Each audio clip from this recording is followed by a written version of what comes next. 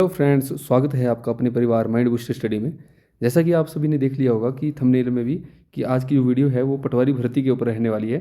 थोड़ी देर पहले ही एचपीआरसी की तरफ से एक नई नोटिफिकेशन निकाली गई है जिसमें पटवारी भर्ती को लेके बात की गई है और पटवारी भर्ती के लिए 530 पदों के ऊपर विज्ञापन जारी किया गया है। जो नोटिफिकेशन है उसके अनुसार जो ऑनलाइन एप्लीकेशन शुरू होंगे वो 12 दिसंबर से शुरू होंगे और 16 जनवरी 2026 तक आप इनको भर पाएंगे। उसके बाद पोर्टल ऑफ हो जाएगा। तो कुछ मेन जो चीज़ें हैं इस नोटिफिकेशन में वो हम डिस्कस करेंगे। जो सभी बच्चों के डाउट्स हैं, चाहे वो एलिजिबिलिटी है, सैलरी है या जो चीज़ें हैं कि ट्रेनी होंगे या कॉन्ट्रैक्ट होगा, जो भी सारी चीज़ें हैं उसके सारे जवाब आपको वीडियो के एंड तक सारे मिल जाएंगे। ये मैं आपसे प्रॉमिस करता हूँ। सो बढ़ते हैं अपनी वीडियो की तरफ। जैसा कि आपको मैंने बताया कि जो रजिस्ट्रेशन है वो आपकी 12 दिसंबर से शुरू होगी और 16 जनवरी तक रहेगी। उसके बाद इसमें देखो ये चीज़ नोट करने वाली है कि जो एज लिमिट है वो 18 टू 45 रहेगी। कितनी रहेगी? 18 टू 45। और अलग अलग कैटेगरीज में इसमें एज रिलैक्सेशन का भी कई बार चीज़ें देखने को मिलती हैं। उसके बाद इसमें मेन चीज़ जो है वो ये देखने वाली है कि जो जनरल कैटेगरी के स्टूडेंट्स हैं उनके लिए जो मिनिमम क्वालिफाइंग मार्क्स हैं वो 45% इसमें रखे गए हैं। और जो अदर कैटेगरीज हैं जैसे एससी है, एसटी है, ओबीसीज हैं, तो उनके लिए 40% का क्राइटेरिया इसमें बनाया गया है। साथ ही इसमें ये भी लिखा गया है कि जो टोटल एडवर्टाइज्ड पोस्ट हैं अगर उनसे कम स्टूडेंट्स जो है इसको क्वालिफाई कर पाते हैं या उनके नंबर इतने आते हैं तो फिर इसको जो मिनिमम क्वालिफाइंग का क्राइटेरिया है इसको कम करके 5% कम करके जो जनरल के लिए 40 और अदर कास्ट जो अदर शेड्यूल कास्ट हैं, शेड्यूल ट्राइब्स हैं और अदर ओबीसी हैं उनके लिए 35 कर दिया जाएगा। उसके बाद मैंने एक डिटेल्ड वीडियो पिछली उसमें भी बनाई थी। जो हमारी पिछली आपने अगर नोटिफिकेशन देखी होगी, पिछली वीडियोज़ आपने देखी होंगी, तो उसमें जेड स्कोर मेथड का जिक्र किया गया है कि आपके जो एग्ज़ाम है उसमें आपको नेगेटिव मार्किंग तो नहीं होगी बट नॉर्मलाइजेशन होगी। इसमें क्या होगा? नॉर्मलाइजेशन। तो नॉर्मलाइजेशन के लिए जेड स्कोर जो मेथड है इसकी डिटेल्ड वीडियो मैंने चैनल के ऊपर पहले से ही अपलोड कर रखी है, तो आप ज़रूर उसको देखें। मैं इसका जो लिंक है वो आई बटन में भी लगा रहा हूँ ऊपर, ठीक है? तो आपको यहाँ से भी देखने को मिल जाएगी। उसके बाद आगे हम चलेंगे, थोड़ा सा आगे हम चलेंगे तो उसमें हम ये चीज़ें देखेंगे कि जो मेन इसमें बताया गया है कि भर्ती की प्रक्रिया क्या रहेगी वो थोड़ी सी मैं आपको बताऊंगा। इसमें सबसे पहले हम देख लेते हैं कि देखो जो पोस्ट कोड है आपका वो रहेगा 25027। और सैलरी और उसकी बात करें तो आपकी जो भर्ती है इसमें 2 साल के लिए आप एज ए जॉब ट्रेनी रहेंगे। और उसका आपने वैसे बहुत बार न्यूज़पेपर में भी देखा होगा पर मैं थोड़ा सा आपको फिर से ब्रीफ कर देता हूँ कि 2 साल तक आपका जो इसमें सैलरी है वो आपको 12,500 मिलता रहेगा।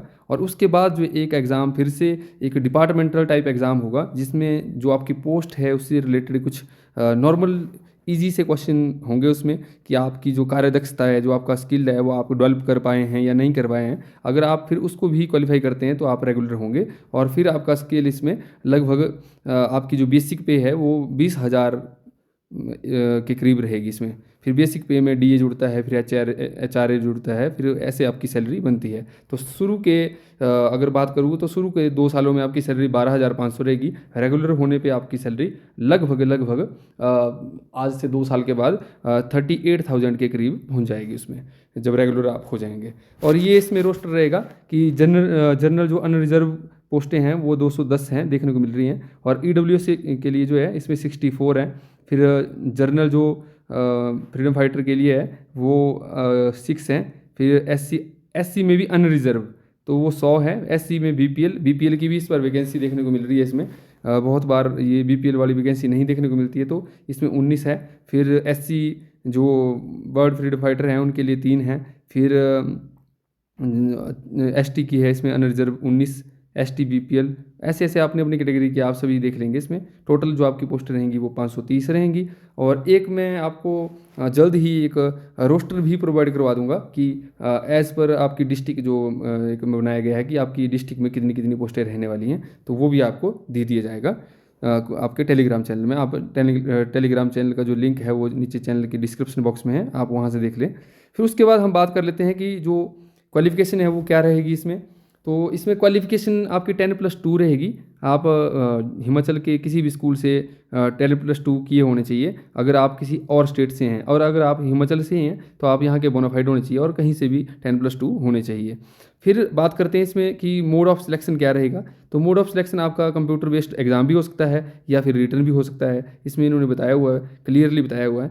और उसके बाद इसमें 120 नंबर का पेपर होगा, और उसमें बोला है कि 1.5 जो आवर हैं वो आपको दिए जाएंगे, ठीक है। 1.5 घंटे का आपका पेपर होगा, और इसमें सिलेबस भी थोड़ा सा स्कोप बताया गया है। एग्जैक्ट अभी डिटेल्ड जो सिलेबस है वो नहीं HPRCA की तरफ से नोटिफाइड किया गया है, पर ये आपको स्कोप टाइप बताया हुआ है कि एक जो आपका प्रिस्क्राइब्ड एसेंशियल क्वालिफिकेशन है उसके बेस के ऊपर 85 क्वेश्चन होंगे आपके, और ये फिर आपको हर एक एग्ज़ाम में देखने को मिल रहा है। 35 क्वेश्चन जो हैं वो everyday science, logical reasoning, social science, general English, general Hindi, वो मैट्रिक स्टैंडर्ड के, ठीक है। और उसके साथ में हिमाचल जीके और करंट अफेयर आपको देखने को मिलेगा। तो लगभग अगर बात करें तो आपका जो एग्ज़ाम है वो उसमें जो क्वेश्चंस हैं वो कितने 120 रहेंगे, और 1.5 घंटे का आपका पेपर होगा। और आपको अपने एग्ज़ाम की जो तैयारी है वो अभी से शुरू कर देनी चाहिए। थोड़ी सी और जो चीज़ें ज़रूरी मैं इसमें समझता हूँ कि आपको पता होनी चाहिए, वो थोड़ा सा आगे ले चलता हूँ मैं आपको। ये आपकी फ़ीस के रिगार्डिंग मैंने आपको बताना था कि इसमें क्लियरली मेंशन है कि the candidates of all categories, क्योंकि बच्चे पूछते हैं कि सर हमारी कैटेगरी में कितना है, हमारे में कितना है, तो इसमें सीधा बोला उन्होंने कि candidate of all category shall be required to pay 100 rupees as examination fees and ₹700 as processing fees. देखो 100 रुपये तो बोला गया कि ये एग्जामिनेशन की फ़ीस होगी, और 700 रुपये आपके एग्ज़ाम कंडक्ट करवाने के लिए लिए जा रहे हैं आपसे, जो एजेंसी जिससे पेपर करवाया जाएगा। तो ये एक लूट मार है, हिमाचल गवर्नमेंट को इसके ऊपर सोचना चाहिए। जो बच्चे पहले से बेरोजगार हैं और उनके ऊपर आप इस प्रकार का इकोनॉमिक बर्डन जो है डाल रहे हो। अगर मान लो एक बच्चा एक साल में जो है 5-6 पेपर देना चाहता है, तो उसके ऊपर तो पहले 4-5 हज़ार रुपये का बर्डन ऐसे आ गया, ठीक है, और ऊपर से वो पहले ही बेरोजगार है, तो कहाँ से वो ये सारी चीज़ें करेगा। तो ये थोड़ा सा गवर्नमेंट को इसके ऊपर संज्ञान लेना चाहिए। और फिर इसके बाद हम नीचे भी थोड़ा देख लेते हैं, अगर कोई नीचे ऐसा कोई, हाँ नीचे इन्होंने बोला हुआ है कि आपको उसके बाद आंसर की जो है आपकी अपलोड कर दी जाएगी जब आपका पेपर क्लोज हो जाएंगी सारी आंसर जो आपने OMR या फिर आप CBT देते हैं, तो उसके बाद आपको आंसर की दी जाएगी वेबसाइट के ऊपर। और 7 दिन का टाइम दिया जाएगा आपको, जिसमें आप क्या कर सकते हैं, कोई ऑब्जेक्शन कर सकते हैं अपने किसी भी क्वेश्चंस को लेके। अगर कोई क्वेश्चन ऐसा है जिसका आंसर आपको लगता है कि नहीं, जो आपका क्वेश्चन पेपर था उसमें आंसर गलत थे, या फिर आपका आंसर सही है, या जो आयोग ने फाइनल आंसर की जारी की है उसका आंसर जो है गलत है, तो आप उसको चैलेंज भी कर सकते हैं। और फिर इस प्रकार से इन्होंने ये बोला हुआ कि आपका जो एडमिट कार्ड है वो भी आप क्या कर लेंगे, इस पे टाइम टू टाइम HPRCA की जो वेबसाइट है उसको विजिट करते रहेंगे और उसमें देखते रहेंगे। बाकी इन्होंने एक चीज़ और बोली है कि जो भी आपकी एलिजिबिलिटी है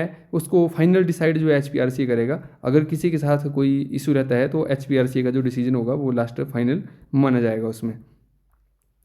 और बस यही था इसमें जो आपका मेजर जो चीज़ें थी। बाकी जो देखो, जो इसमें नॉर्मलाइजेशन का एक कंसेप्ट नीचे देखने को मिल रहा है, फिर से मैंने इसकी एक डिटेल्ड वीडियो अपने चैनल पे पहले से अपलोड कर रखी है।